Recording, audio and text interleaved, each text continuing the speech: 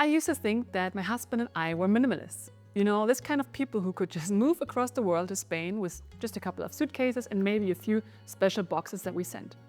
For years, that was our dream. But when we finally finished packing and packed all the boxes, the real number shocked me. We had 16 boxes, 16 entire moving boxes. Weeks later, when they arrived here, I was unpacking one of them and I pulled out a picture frame. And I stood there holding this picture frame in our new sunny apartment, and a weird, unsettling realization hit me. I didn't even love it, but my brain had been absolutely convinced I did enough to haul it across the entire ocean. And that day, I learned about the mere exposure effect, what I now call the tidy up sturdy little secret. It turns out, the more you simply see something, the more your neurons labeled it safe, even if it's useless or ugly or both. And unless you know the hack to override it, it will just keep hauling your clutter from house to house like it's precious heirlooms. So what is the mere exposure effect really? Psychologists have known since the 60s that simply seeing an object over and over makes you rate it nicer and better. Here's the kicker for us clutterbugs: it makes you feel more you. And Robert Sagan proved it with nonsense word, random shapes, even classmates you barely noticed. After a few repeats, people swear the familiar one is the attractive one. Our brains, and bless their efficient little hearts, just absolutely love shortcuts. And fluency. How easy something is to process that just feels inherently good. And marketers, of course, exploit this constantly with relentless logo repetition. We keep that slightly ugly keychain because it's been hanging by the door since, 2014. In clutter terms, every time you walk past by that stack of unused cookbooks, your brain tags them with a microdose of affection. Multiply that by years and suddenly I might need this someday becomes, oh, I love these, they're part of me. Spoiler alert, my friend, you don't, and they're not. So, now you know me, I'm a huge fan of Marie Kondo. Her philosophy is beautifully simple: hold every item and wait for that spark of joy. And it can work wonders. But here's where the mere exposure effect gets really sneaky. It can totally masquerade as that very joy.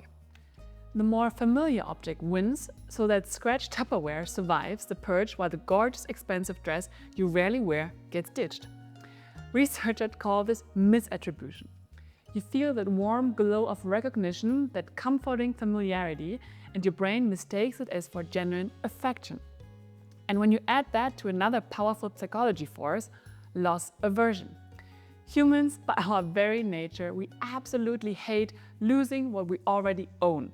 So, when you combine the mere exposure's false comfort with our deep-seated fear of loss, what you've got is a perfect neurological storm, a recipe for clutter-keeping disaster. And the result? You might finish the decluttering weekend convinced you streamlined, but yet your attic is still stuffed with those infamous maybe boxes you maybe reopen in 3 years, not proudly, and then shove it right back into the dark. So, when we moved, every belonging had to earn its place on an airplane scale. And this brutal cutoff completely broke the exposure cycle. I couldn't see the object, so that powerful familiarity spell just snapped. And out of sight really can be out of mind, you know? And just a couple of weeks later, I honestly couldn't recall half of the decorations that once meant so much to me. Environmental disruption is the closest thing to a brain reset button. But here's the good news. You don't have to cross an ocean. You can totally manufacture your own mini moves. Pack suspect items into a bin, date it, and store it at a friend's house, or maybe in your attic, in your basement, somewhere where you don't see it frequently. If you don't Google the contents in 60 days, you never needed them. Storage unit rentals skyrocket because people skip this step. They're paying hundreds to keep a t-shirt they can't even see. So don't be that person. The mere exposure effect thrives on autopilot. So land a deliberate question on top and you hijack the project. Ask, if this showed up at my door tomorrow as a free sample, would I be excited or would I be annoyed? Or does this item move me towards the life I want in Spain or in my next chapter?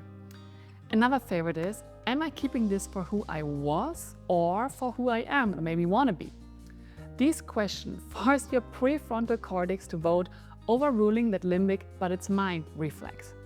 Write the questions on a sticky note and park it on the closet door. Make it easier to access rational thought than nostalgic guilt. So, we know willpower is a muscle. Exhausted on the garage and you quit halfway through. So don't do that to yourself. Pick one drawer, set a 15-minute timer and use the override questions.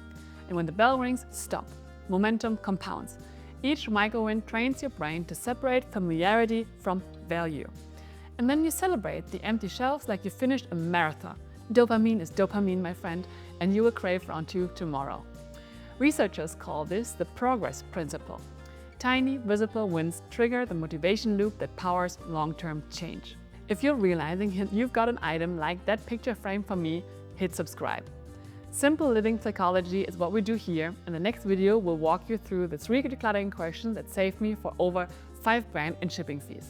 So you don't want to miss out on that.